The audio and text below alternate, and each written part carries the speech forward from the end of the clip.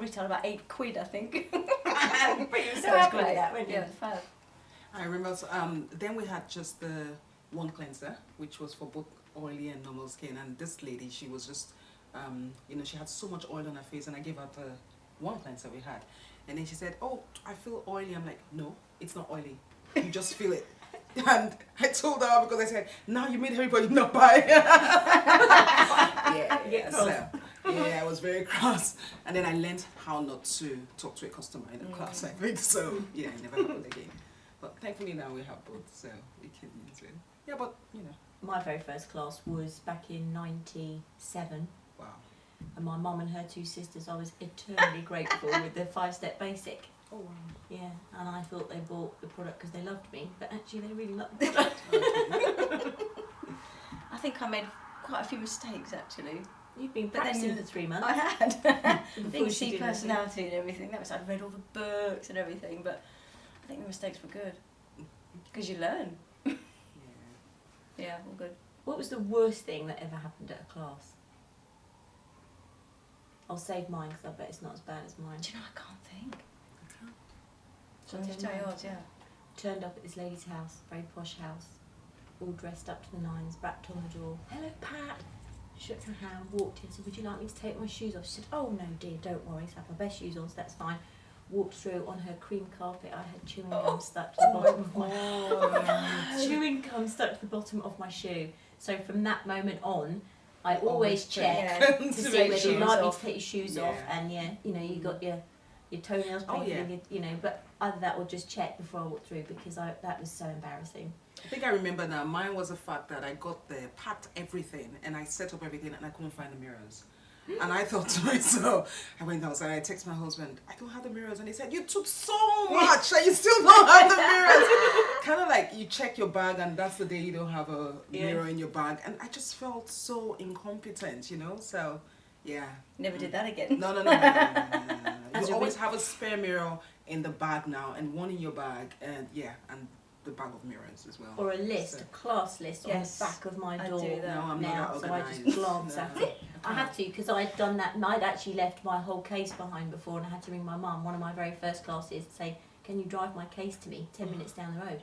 And she did? Yeah, well she did, because she just felt so sorry for me, because I was all organised, but I'd left my whole case behind. So now I have a class list on the back of my door. The thing is, we have to List do these everything. things, otherwise we don't learn. No. So you have to make those mistakes to actually And I learn for the think next time.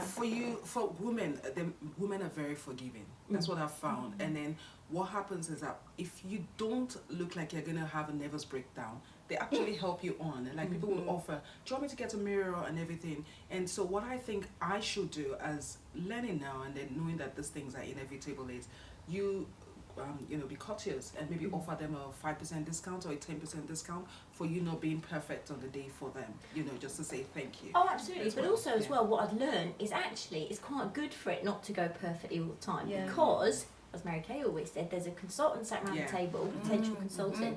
So if everything is perfect, they'll look at you and go, oh, I couldn't do that. That's too good, that's too good. She's been practicing for years, especially when you say how long you've been in the business. Whereas if you forget your tissues or your mirrors or, I don't know, walk chewing gum through the house or sit on the dog or whatever it might be, then they go, oh, okay, I can do that. Absolutely. It doesn't make it look quite so perfect, does it? But don't plan to go there and be imperfect, because they can always see through you, Absolutely. Let it just be a genuine mistake and then Got to be authentic, and also just your dialogue comes from doing it many times, but also just from the heart. There's only so much you can learn, but you build rapport with your customers around the table so much more if you can actually just speak it from the heart and just speak it and know the kind of people around the table. You can work that out from the start. Tell me about your first seminar experience. What did you think? First impressions. Can you mind if I do this one just for now? I went as a week-old consultant. I was literally a week old because Vanessa, sister, consultant queen of sales in that year. So I went along not really knowing anything, and I just looked at these women in the room, and I just thought, wow, I have to really roll with this business. It was phenomenal, absolutely phenomenal. Just amazing, and I never look back. Every single year I attend without fail.